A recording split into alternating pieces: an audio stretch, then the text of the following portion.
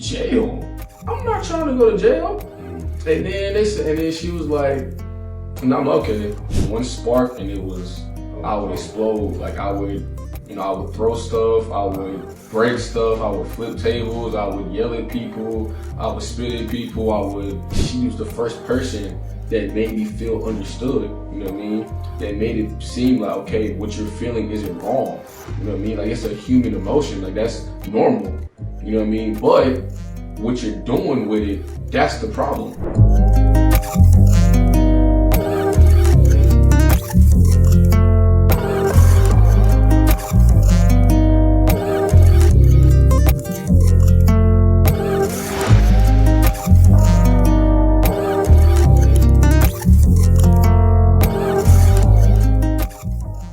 Welcome to another edition of Be Great Podcast. Today I have a very special guest. This young gentleman who has done some amazing things in not only his life, but impacting the younger generation also. Even though he's young, he definitely has been finding a way to be effective. So today I have a young gentleman, his name is Jordan. Jordan, how you doing today, my guy? I'm doing great.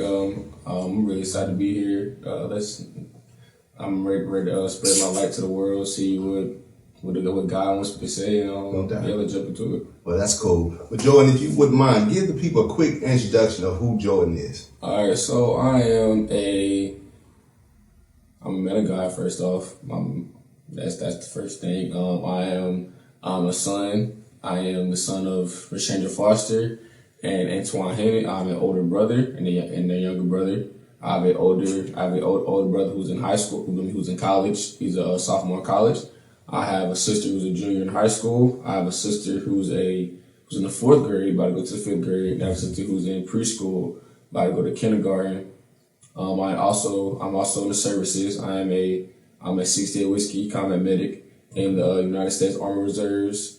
And yeah, that's pretty much it. Okay.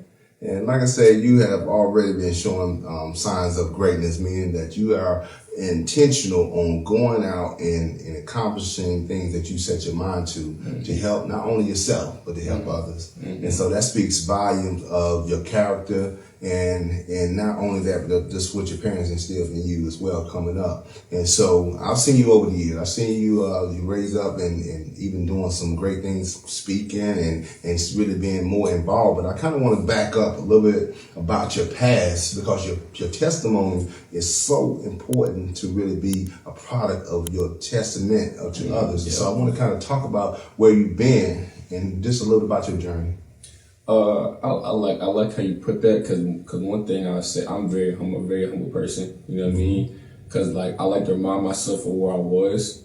That way I can, understand where I'm going, because everybody has to start somewhere, you know what I mean? So I just want people to understand, this took years to build, you know what I mean? But to go into depth with that, I want to say, when I was in preschool, that's when I started having, the episodes that I'm pretty much everybody's fond of now. Mm-hmm. So I was diagnosed with ADHD. I was diagnosed with ODD, which is oppressive defiance disorder, meaning I didn't listen to authority. Mm-hmm. I had depression for a little bit. I had anxiety for a little bit. And it affected me in a lot of areas of my life, from at school to at home to even at my grandma's house, at my friends' houses. Pretty much anyone that was involved with me was affected by that. Wow. Because it was that bad. Mm-hmm. And it was bad. Was it something like you had temper tantrums? Was it like you just haul off and hit somebody for no reason? Give me a little example. It was a lot. It was literally like I was a spark, one spark, and it was I would explode. I would throw stuff, I would break stuff, I would flip tables, I would yell at people, I would spit at people, it would come to a point where at one point, when I want to say from kindergarten to 1st grade, they would have to lock me in a room. Mm-hmm. That way I wouldn't hurt other students. But then there was that's not safe. We can't do that. Because what if he hurts himself in that room? We would have him locked in there. So now we can't You know what I mean? So it's like, okay, so now when I got to second and third grade, like they just started bringing people in, and they would like, I'm talking about like 3, 4 teachers, the principal, guidance counselors, and they would pin me to the floor, and and I'm trying to like get up, I'm telling them, like, get off me, like stop doing, and I'm like, and I feel like, and they would like try to feed me medicine, because at the time I was taking medicine for my behavior, and I wouldn't take it, and they would have to force feed it to me, and like they would, like I would spit it out, and they would put it back in my mouth, or I would like pull my teacher's hair to make them get off of me, or like I would, you know what I'm saying, certain stuff like that, and it was yeah, it was a lot. It was bad. Well, tell us this. What was the turning point? How did things start turning for you? I would say when my sister was born, Okay. my sister who's currently not, she's 9 right now. She's gonna turn 10, and this is probably gonna be emotional for me. But the first time I held her in my hands, I looked at her. And she opened her eyes, she smiled at me, and I'm like, and it hit my head on, it clicked. I'm like, is this what I want her to see? Like, do I want her this what? So, and I'm like, nah, I can't do this no more. Like, I gotta get it together. So, me and my father, we were in the car, and like we driving, and I looked at my dad, I said, I'm tired of this. He was like, what you mean? I said, I'm tired of being this kid. I'm tired of having people see me for what I'm not. Cause I'm like, this isn't me. You know what I mean? It's not who I am. Like, I don't, like, and so you said, okay, so why do you act like that? I said, I'm gonna be honest, I don't know. Like, I really don't know. I wish I could tell you, but I don't. And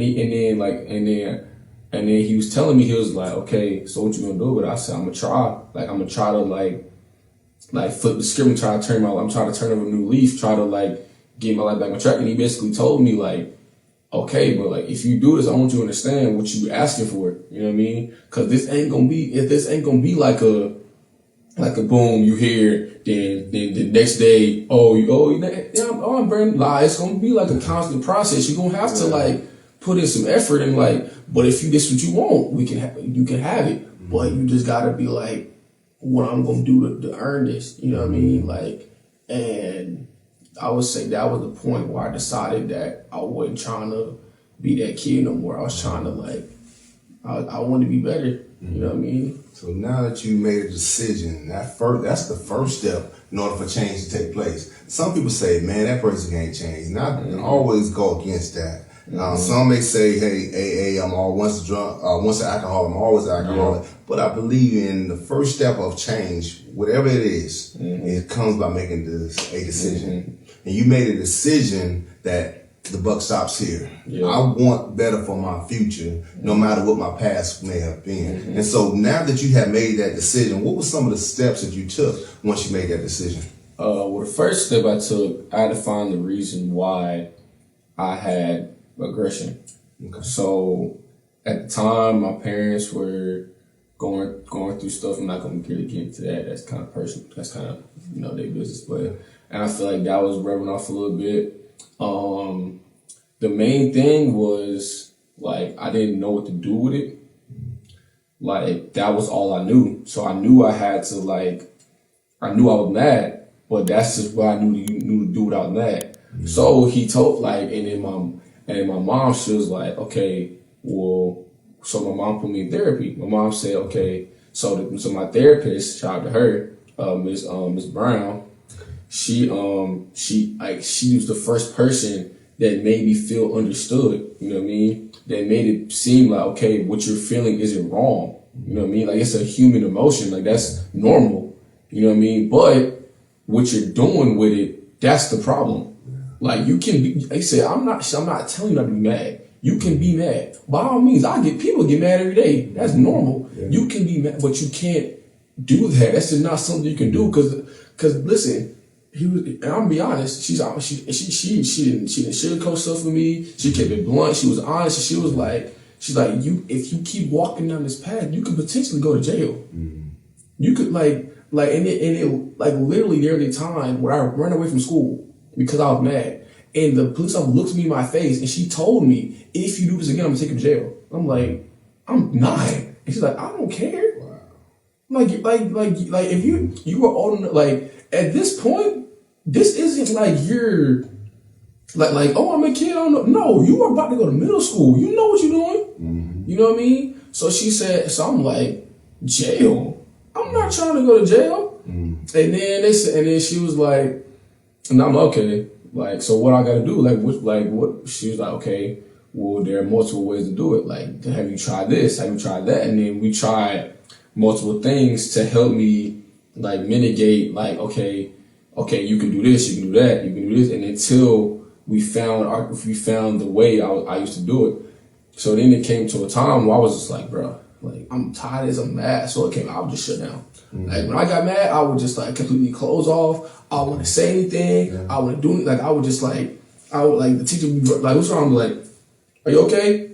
I'm like, so then she was like, okay, well, we got there. Now we need to keep mitigating that. So she was like, okay, so why you shut down? I'm like, I don't know. And she was like, so okay, well, she's like, tell me what you feel. I'm like, so I said it all. I said, I feel this way, I feel that way, I feel this way, I feel that way, I feel this, and this. I'm like, okay, how you feel now? I said, better. She was like, okay, so maybe instead of you, okay, so instead you thought, okay, since I can't express myself, now I'm gonna shut down, just hold it in. Mm-hmm. And she was like, nah, you can express yourself, but now you gotta find a new way to express yourself. Now you gotta say, okay, like you mad, like get you like something that can. So she gave me a stress ball, and I squeeze whenever I would just squeeze the stress ball, and then that would be a sign to my teacher I'm getting mad. So my teachers would be like, okay, she never take me outside. Like, are you okay? Like, you want to talk about it? We would talk about it, and then I would like, okay, I'm good. Like now we can go back in, and I'm like, and in my head I'm like, I like this is cool. Like I like being able to, and I said, and then I'm not gonna lie, I would still have my moments. I would still have my moments where I would, you know what I mean? I would flip out, or I would, you know what I mean? But then I want to say it was a process. It was a whole process. So from middle school so all of middle school, that was when I was like trying to like get it together. I was like figuring out what worked, what didn't work, what this was good, that was good. I'm just figuring out. And then my 9th grade year, it was like, And then when I say my sophomore year, it's like it all came together. Like I got off IEP, I got out of my own self-contained class. I finally had freedom. I was finally living, you know what I mean, my own life, and I wasn't like being held back by anything. And then at that point I was just like, wow, like I actually did it. Like, you know what I mean? And I got awards for it. I got recognized for it. I'm just like, yo. And then looking back at where I was and where I am now, I'm like, that's crazy. You know what I mean? I'm like, and I'm still, because people look at me and they hear about it and they're like, how are you still here? Like, how did you do it? And I'm just like, I don't know. I really can't tell you. It's just God, man. That's really what it boils down to. No doubt. Like God has so great a way of helping us put the right people, the right things in place to prepare us for where He's planning for us to go. And a lot of sometimes when you're inside of the picture, you don't see the end of the tunnel. But do know, be reassuring that it is a end. And the reason why we're here today is because I want you to be able to share, because you are a testament. Even myself, I can say I have a very similar story. Not until to say I was on any medication, but I was not the model kid growing up. I can really say that. Especially around the 8th, 9th, I was an early father at the age of 15. I was skipping school. I was getting in trouble. Some days I'd be 2 or 3 times in the office, just hanging with the wrong crowd, just doing my own thing. There was a time my parents were going through a separation, so I felt like, hey, I take advantage of this opportunity. So in the same sense, I ended up turning around my 9th grade year, getting on the honor roll, getting around a lot of different accolades and awards and things like that. So I see very similar, but I had a turning point because I realized I made a decision. That was the first step in making that decision. And what I want you to do is just kind of give us a little bit, because someone out there may be having the same struggle with a child, maybe a sibling, and maybe somebody they know that they, even themselves. that may be going through some things, that it's something that you can tell them that can help inspire them to move forward, what would that be that you even told yourself when you find yourself in those dark moments that encourage you to keep pushing? That is a great question, not gonna lie. First things first is, one thing I realized is that nobody's gonna do this for me.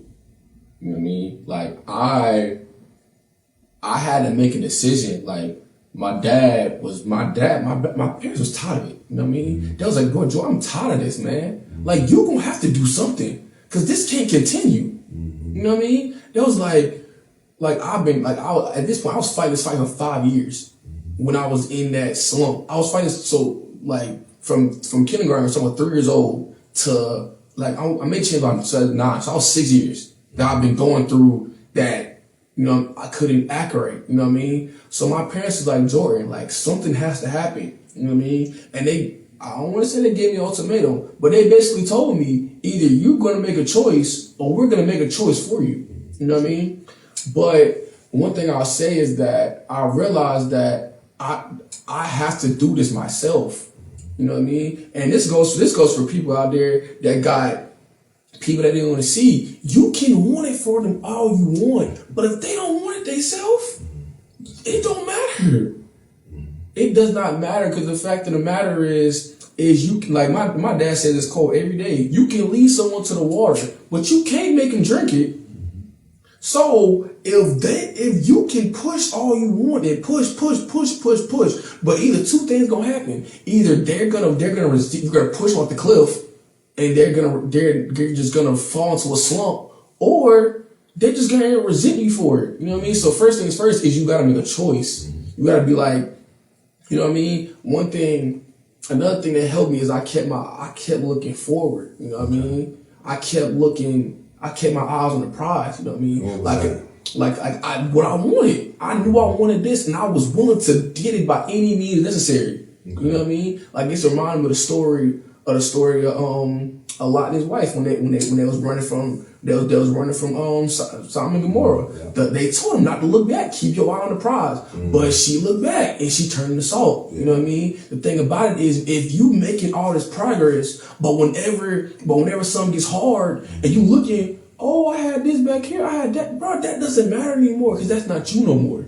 You know what I mean? Because the fact of the matter is, you can't expect new results but keep doing old things. I had to start doing new things, because I kept doing the same thing was gonna keep happening. I was gonna stay in the same position, you know what I mean?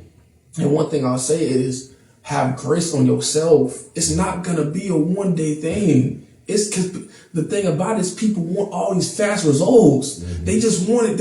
I want this now. I want to do it now. I want to be here now. And that's not life. Wow. Life ain't fast. Life is slow. Yeah. Life is slow. This start to think about it. There's 365 days in a year. You know how slow that is? You sit there at the clock and watch your watch and wait for 10 seconds to go by.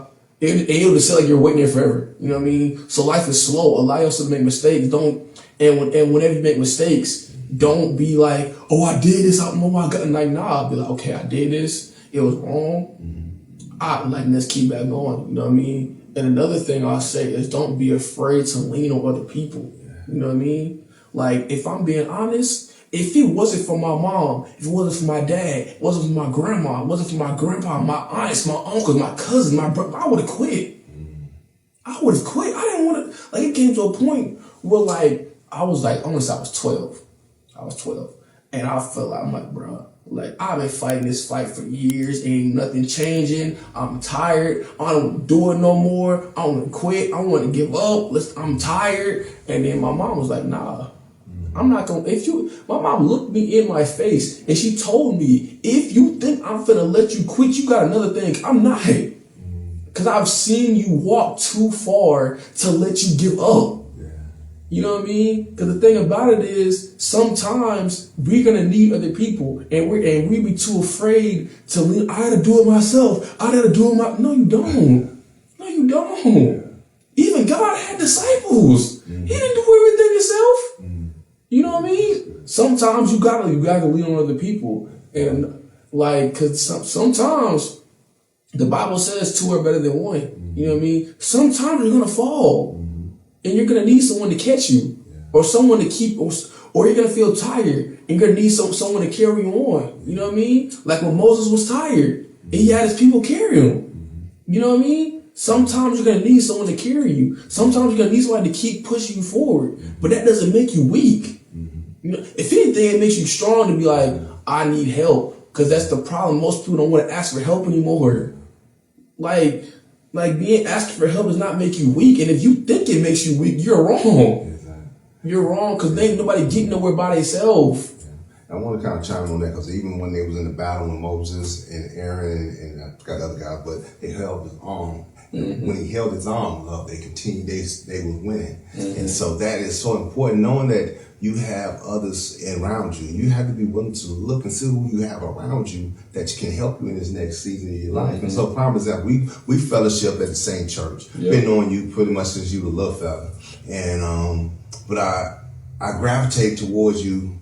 As even over the years, especially when you came back home, you just came back home. How long ago? About a week now? Yeah, a week. Not even it was a week yesterday. Yeah. So knowing that you're here, man, you know, and it's great that you have other people who can help you, but you have to be willing to allow them to help you, and then be willing to seek out those in your camp so you can be able to say, hey, this person right here can either mentor me or kind of can help me in this particular area. And so I would say be intentional on seeking wise counsel. Now I say it a step further because it's not good to go with somebody just because they talk a good game. Because you're going to have a lot of people who talk good. By their fruit, because I promise you, especially in today's world, like I be seeing people talking, I'm like, okay, you saying that, but your fruit don't match. Exactly. It don't match. Because the thing about it is like the Bible says, sometimes there'll be a wolf dressed in sheep's clothing. You know what I mean? Sometimes there'll be people that'll talk good. They'll tell you what they want you to hear.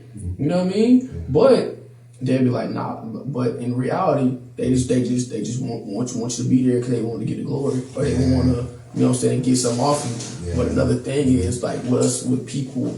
Sometimes, I'm gonna be honest, sometimes people ain't gonna seek help. Sometimes you gotta make yourself available. Yeah. You know what I mean? Sometimes you gotta put yourself out there, bro. And it don't gotta be like, hey, what's up? Like, you be like, hey, you alright? Or you okay? Everything good? Yeah. And then that simple, them couple words could have been the one thing they needed to open their door. Yeah. And now I've been going through this, I've been doing that, but imagine if you ain't saying nothing. Yeah. Imagine, because one thing I'll say that people do is they'll see something wrong, but they won't say anything. Yeah. And, but once that door closes, I see this person doing this. Well, why you ain't said it to him before? Yeah. Like you had an opportunity to get them right, but you just wanted to sit there and let them not. You know what I mean? If there's one thing I don't not like yes man. I'm not like yes man. If I'm doing something wrong, tell me. If I need to improve on something, tell me. The fact of the matter is, you can't get mad at them if they didn't know. You know what I mean? Because people be like, you don't do this, you don't do that, you don't do this. But I'm like, you didn't say anything though. Yeah. And it's all how you approach it. Because later on this past Sunday, we usher, right? And I told you, even though you're coming down to prayer, before you decide to say, before you lose your post, let's make sure we had. You said I did talk to us. I said let's talk about it because this is how we may need to make sure that position is fulfilled. So someone be willing to give you some suggestions, not always. It doesn't mean I'm wrong. But it could mean like, your way might be better than mine. Yeah, like, you may help people process what's some better solutions to get the result we're looking for. And so someone who may have some experience in the lane can actually help you get to that destination a lot faster and easier without actually having to bump your head and find yourself going through some stuff that you may not could have avoided. And so it's always good to seek wise counsel. So I'm big on making sure I keep my circle tight.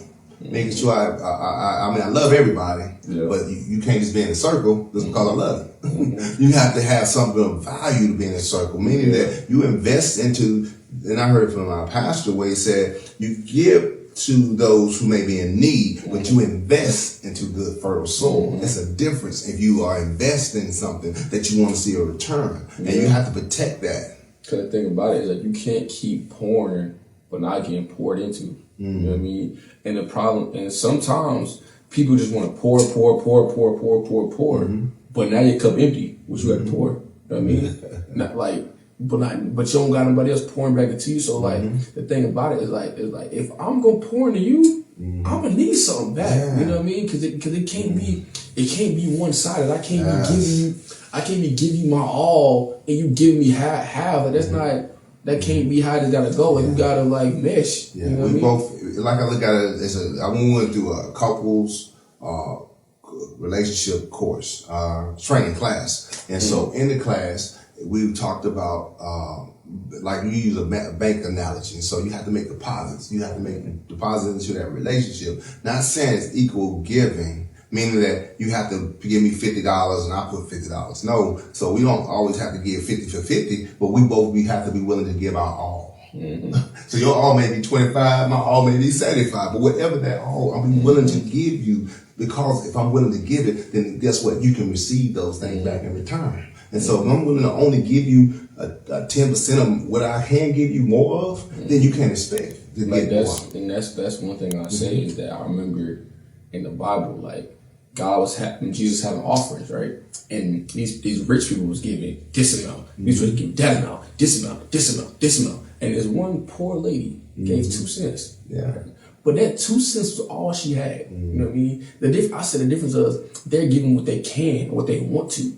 She's giving all she has. You know what I mean? So the fact that and that taught me, like, if you're gonna give everything. Yeah. Don't give me halfway. The fact that if you halfway one thing, you're gonna half do everything. Yeah. You know what I mean? And it's like, if you're gonna do something, commit. Yeah. Like, that's the one thing that's the big thing I would say with that, with the whole thing. I had to commit. Yeah. And I couldn't be like, I'm gonna do it when I know. If I'm gonna do it, I'm gonna do it. Yes. Like, and the thing about it was, sometimes like your commitments, like they'll take you out. Yeah. You know what I'm saying? Sometimes you'll be tired, sometimes but you gotta remember, I was committed to this. You know what I mean? Because the thing about it is, like, I was committed to myself first. You know what I mean? The accolades was cool, the recognition was cool, all that was cool, but it was for me. It wasn't for that. I could care less about that, because the fact of the matter is, in a couple years, people ain't nobody gonna remember that, but I will. You know what I mean? So if I remember, like, I invested in myself and I did this for myself, the reward is still gonna come. I'll still feel rewarded in myself, knowing that I did this for me and not for anybody else. Awesome. You know what I mean? Because the one thing I'll say is that investing in people receiving wealth, all this, but there's nothing like being self-made. There's nothing like, because you knew that was you. That wasn't nobody else. That wasn't my grandpa gave me. Nah, I got that. I did that. Yeah, that's dirty. I want to kind of help shape that, what you're saying. So you're saying getting out the mud, meaning that the fact that I put my hard work in it, not to someone else, because you can also receive some investment money, meaning there's nothing wrong if someone gave you something, meaning some capital, but what are you doing with it? Are you just riding on the coattails of that success? Or are you willing to grind harder and dig deeper and to make that tenfold? Are you willing to tenfold that? So let's say someone gave you a great inheritance, that's phenomenal. But can you make that inheritance spread forth? And can you take it to the next level? Like this reminds me of the story of the talents, right? The master gave one dude 5 talents. One dude 2 talents, one dude 1 talent. The one dude multiplied that, got 10. The other dude multiplied that, got 4. One dude buried it. You know what I mean? He buried it. So it's like, so he came back. He said, I multiplied, I got 10. Oh, that's good, my favorite servant. You're righteous. Oh, I multiplied, I got 4. Oh, that's good, my favorite servant. You're righteous. Oh, I buried it. I buried it. I still got the 1. I'm like, So the thing about it is, God blesses us with talents, right? But the thing about it's not for me. You know what I mean? The thing about it is like, God blesses us with stuff, but the thing about this stuff ain't for us. Oh man, this stuff is not for us. Yeah. You know what I mean? Because the fact of the matter is, like, if it was for you, like, that's selfish. Got something for you. And God didn't raise us to be selfish. You open up another level of thinking. I heard this from John Maxwell. He talks about the difference of success and significance. I want y'all to really hear this, because this is where a lot of us find ourselves being able to be chasing after success. What that means is, I want to be successful. I want myself to be successful in my business. I want to be successful. I want to be a millionaire. I want to have a nice house. I want to have a nice car. I want to have a marriage. I want to have kids. You realize a common thing in that success is I. Mm-hmm. But when you talk about significance, so significance is when you are doing it not for you, but you're doing it for someone else. Mm-hmm. You meaning that you're wanting to make a difference in your community. I want to be a part of something that's going to move the needle in the lives of others. The reason why me and Joy spend time is not about me wanting to see myself rise up and be something in my space, but I would love to see him be the great young man that God has called him to be. And so that's when you move into a place of success to significance. It's when it's not about you, but it's about what God has called you to do. And you'll be past that place where you got a lot of people who made a lot of money still find themselves broken, committing suicide, finding themselves, what can I do? What is going wrong with my life? Because they only focus on success and not significance. And that's the thing about it, is like, people remember. They remember. Mm-hmm. You know what I mean? Like, I remember this quote. It's like, people could forget who you are, but they never gonna forget how you made them feel. Yes. You know what I mean? Like, it's 2024, right? Mm-hmm. Meaning that it's been 2024 years since Christ died, right? Do you know how many people could have been?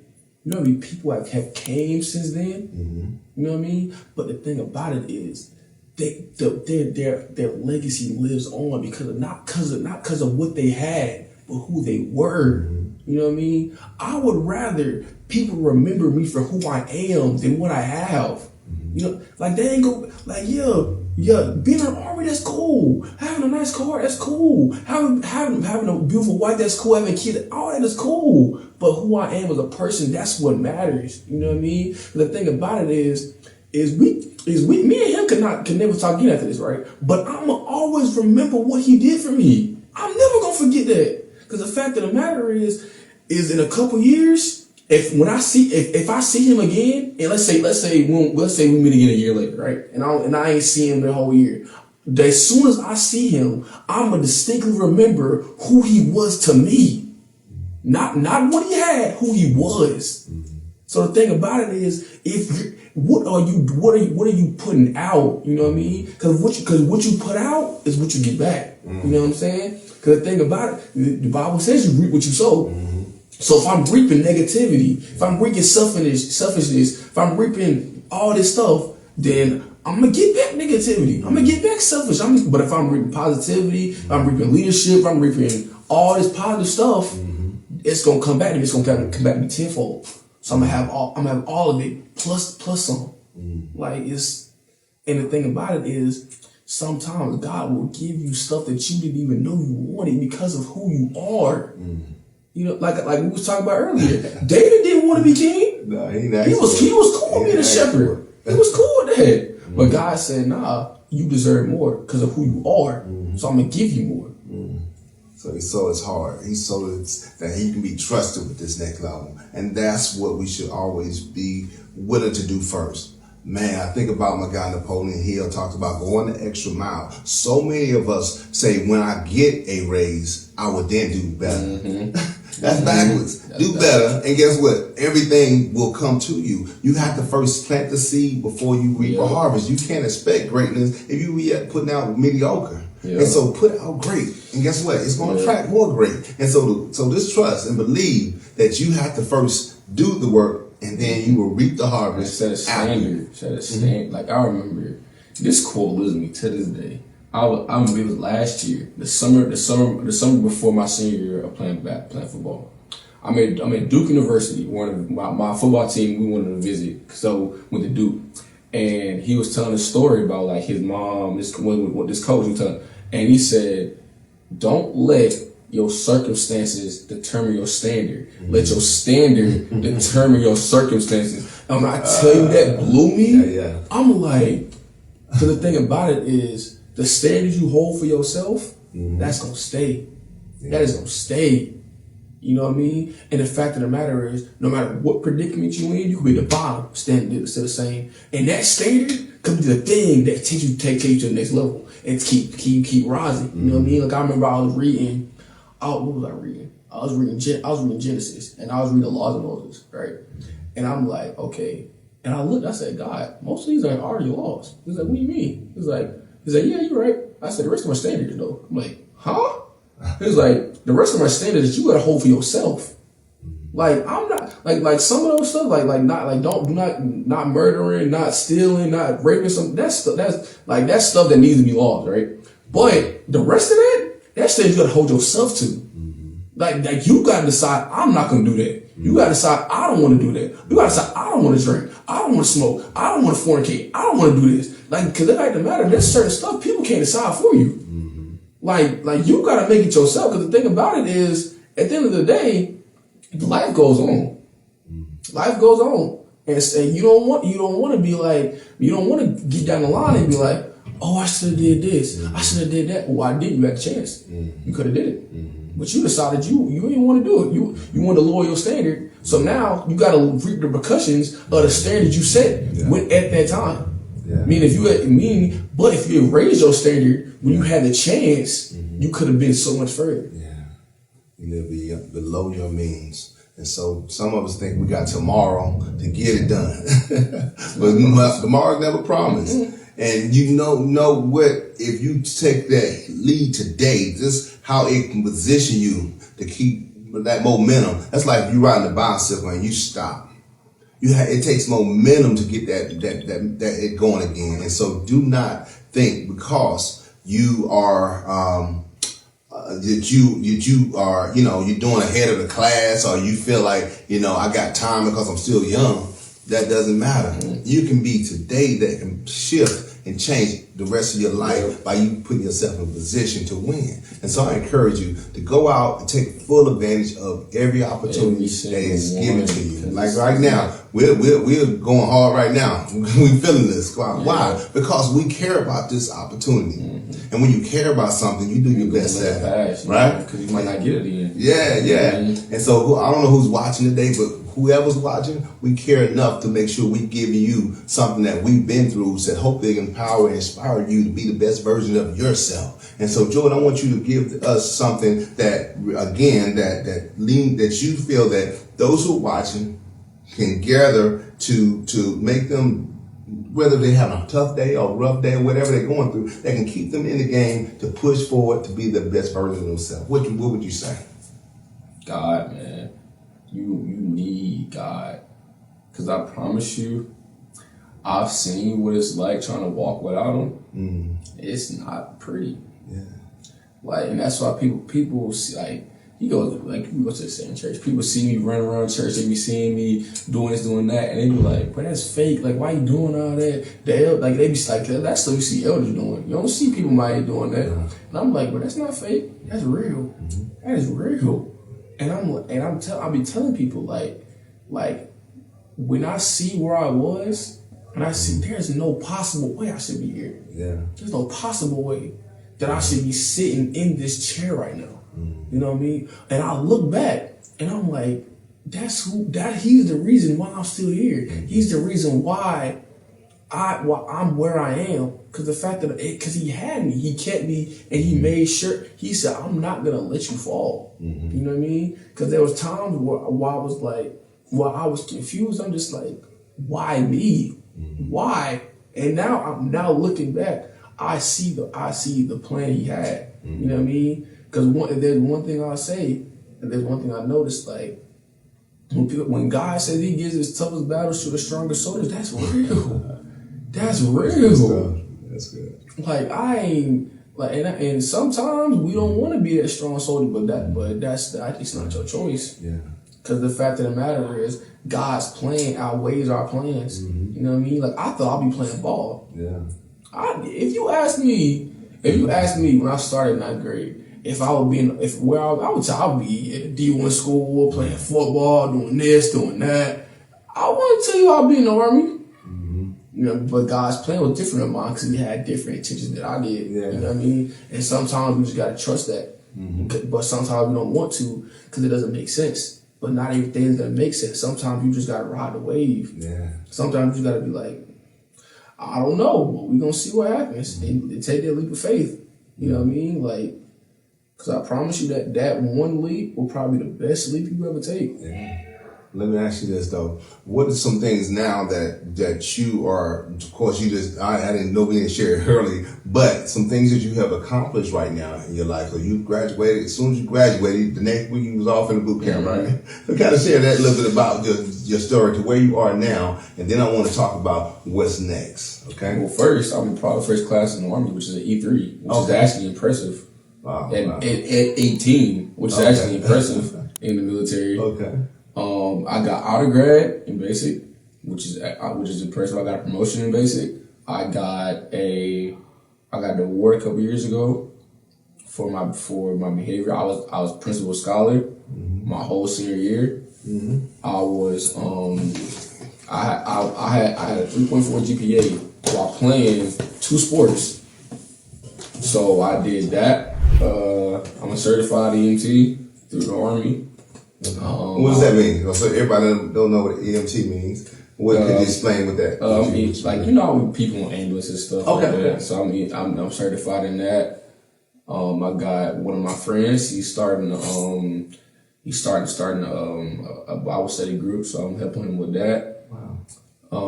He invited me to his youth night later on today because he wants me to speak. He wants me to participate in that. He wants me to like pour into the younger kids. So he wants me to do that. Yeah, that's pretty much it. One thing where I'm going, I'm trying to ride out this military thing as long as I can, so I can give me some benefits. Trying to ride that out. I might go active duty in the next couple of years. I don't know. We'll see. And I started college in August. What you taking up in college? Psychology. I want to I want to try to be a therapist. And I'm picking up religion as my minor because I may try and be a military chaplain. But even if I don't, I would still like to get more knowledge about Jesus and the Bible and stuff like that. That's pretty much all I got to talk about. We talked about you speaking, so that's that's. I'm trying to get to mentor more kids. So if y'all need someone to mentor one of y'all kids, let me know. Yeah. My Instagram, my Facebook is obviously my name Jordan, my last name Hinnant, spelled HINNANT. Or if you need me, my phone number is 803-370-5597. Other than that, I really like kids. So if y'all need someone to speak to y'all kids, if y'all need someone to try and guide your kids in the right path, I'm more than welcome to do it. As you can see, I'm an open book. I don't hide anything. I don't sugarcoat anything. I'm very honest. I'm very blunt. So anything y'all want to know about me, just let me know. Awesome. Well, you took my clothes from me, so but definitely that is so great, man. And know that you not limited to where you've been because you can always change what your tomorrow looks like. And so I want to thank you again for just taking the time to come in to speak to everyone, to give them some inspiration, to give them hope, to know that your future is ahead of you and you have everything that you need inside of you to be a great version of yourself. And also, one thing he did speak about us mentoring and working with the kids. We do have a thing called Speak Life. I've been doing this for many past years. Cranking it back up now, getting back into the schools, getting back into the community where we're taking the message to the people of hope, taking the message of empowerment, but also information that can be relative to help you move to that next place. So that's called Speak Life. And next week, we're going to be in the schools speaking again. He has gone to the Boys and Girls Club and spoken to the kids, and they couldn't wait to him. They still wanted him to come back because he's empowered them to want to take action. So I share all that. Even if we can't get to you, you have the opportunity to be the change you want to see in your community. You don't have to start something up from scratch, but you can look around and say, who's doing what and how I can be able to lend my hand to help further that agenda. And if you take action, you will see great things in your future. So with that said, do like, do subscribe, but also be great. And we look forward to seeing you on the next episode.